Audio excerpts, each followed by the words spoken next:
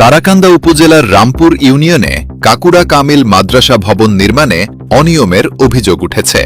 মাদ্রাসার একজন ছাত্র অধ্যক্ষ বরাবর অভিযোগগুলো তুলে ধরে একটি খসড়া পাঠান, যেখানে লেখা ছিল মাদ্রাসা ভবনের দ্বিতীয় তলা থেকে চতুর্থ তলার প্লাস্টার কাজে সিমেন্ট কম ও বালু বেশি ব্যবহারের অভিযোগ রয়েছে।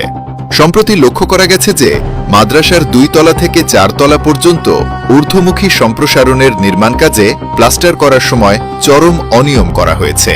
নিয়মানুযায়ী প্লাস্টারের মিশ্রণে সিমেন্ট ও বালুর অনুপাত সঠিক থাকার কথা থাকলেও এখানে অত্যন্ত নিম্নমানের কাজ করা হয়েছে। প্লাস্টারে সিমেন্টের পরিমাণ প্রয়োজনের তুলনায় অত্যন্ত কম দেওয়া হয়েছে এবং বালুর পরিমাণ মাত্রাতিরিক্ত বেশি ব্যবহার করা হয়েছে।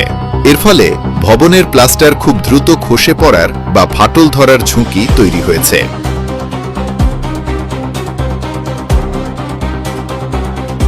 একটি সরকারি বা ধর্মীয় শিক্ষা প্রতিষ্ঠানের ভবনের নির্মাণ কাজে এমন গাফিলতি কোনোভাবেই মেনে নেওয়া যায় না। এমতাবস্থায় সরেজমিনে তদন্ত করে প্লাস্টারের কাজের মান পরীক্ষা করা এবং দায়ীদের বিরুদ্ধে প্রয়োজনীয় ব্যবস্থা গ্রহণ করার জন্য দাবি জানানো হয়েছে।